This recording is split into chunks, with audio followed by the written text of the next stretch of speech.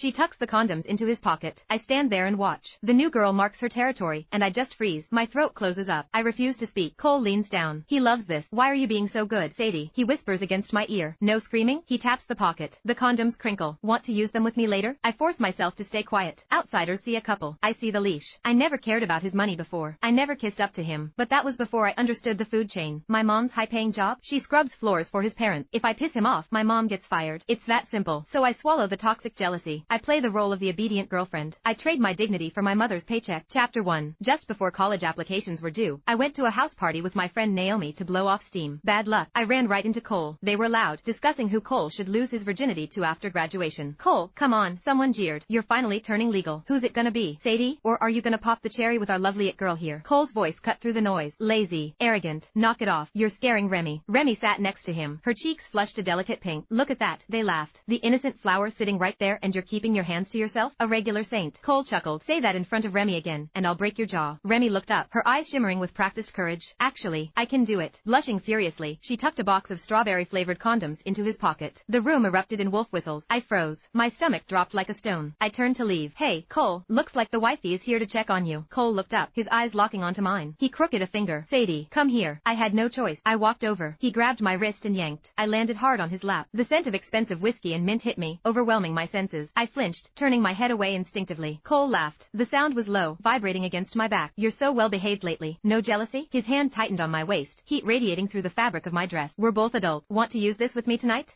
I pushed against his chest, my palms sweating. Stop it. People are watching. He stroked my hair like he was petting a dog. Relax. They're just joking. Don't be mad. I'm not mad, I said. My voice was flat, even. Cole's smirk faltered. Come on. Don't be stubborn. I know you, Sadie. I know exactly what you're thinking. He continued. Don't take it out on Remy. She heard we almost broke up and said if you weren't cool with her, she'd back off. She just wants us to be happy. There's nothing going on between us. I smiled. It didn't reach my eyes. MMH. I believe you. Don't worry. I didn't come over here for that. Cole paused, his brow furrowing. Then why are you here? Weren't you checking up on me? I looked him dead in the eye. Since when do you like me checking up on you? Relax. I'm just here to grab a drink with my friends. I'm leaving now. Naomi is waiting for me. I gotta go. Chapter 2. I tried to stand up. Cole's hand shot out, his fingers locking around my wrist. Hard. Wait. He pursed his lip, his dark eyes boring into mine. Applications are due soon. Put down USC. With me. He tightened his grip just for a second, before letting go. We're staying together in college. Walking away from him, my back was damp with cold sweat. I replayed my reaction in my head, over and over. Did I smile enough? Was I obedient enough? Did I annoy him? I knew the reality. One word from this entitled prince, and my mom would be fired. That night, I stared at the college application portal. The cursor blinked, mocking me. With my grades, I could get into Stanford, one of the best schools in the country. USC was where Remy wanted to go. I sat there, paralyzed. If I went behind Cole's back, if I secretly applied to Stanford, what would he do when he found out?